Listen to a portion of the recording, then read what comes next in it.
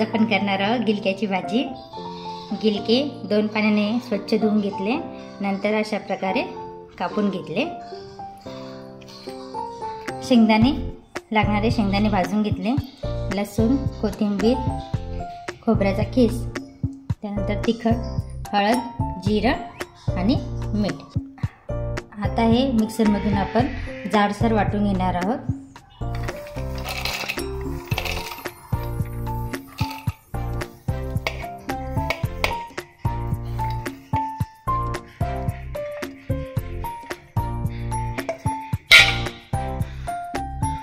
यामध्ये तिखट टाकणार आहोत,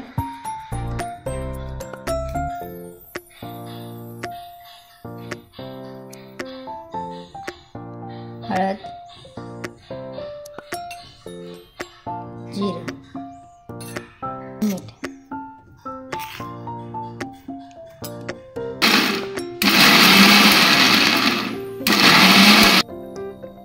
मिक्सरमधून असे जाडसर वाटून घेतलेले आहे। आता आपण हे प्लेटमध्ये काढून घेऊ।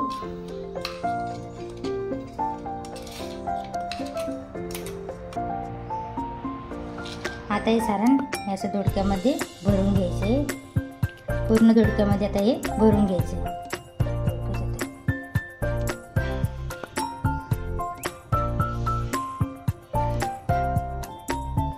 प्रकारे सर्व गिलक्यामध्ये आपण सारण भरून घेतलेले आहे। तुम्ही जर अशा प्रकारे भाजी करताल तर मुलंही ही भाजी आवडीने खातील। आता भाजीला फोडणी देण्यासाठी कढई गॅसवर ठेवली, ते 1 पळी तेल टाकलेले आहे। तेल गरम होऊ देऊ आणि भाजीमध्ये पाणी टाकण्यासाठी दुसऱ्या गॅसवरती मी गरम पाणी करण्यासाठी पातेल्यामध्ये पाणी ठेवले।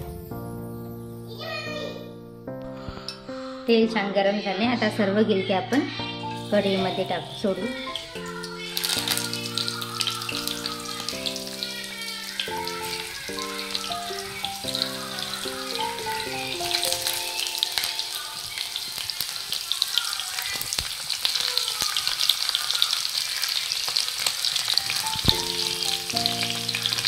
आता आपण 2 मिनिटे यावर झाकण ठेवू।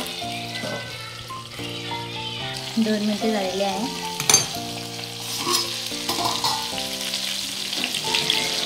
गिलके छान परतून घेऊ।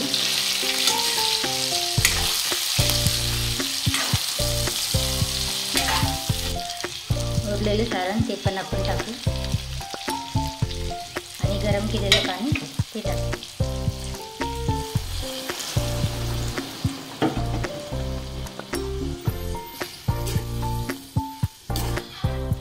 छान मिक्स करून घेऊ आणि झाकण ठेवून भाजी शिजवू।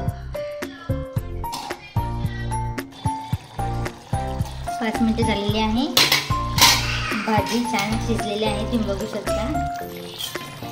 आता आपण भाजीला छान कलर आलेला आहे, तुम्ही बघू शकता। आता आपण भाजीमध्ये कोथिंबीर टाकूया।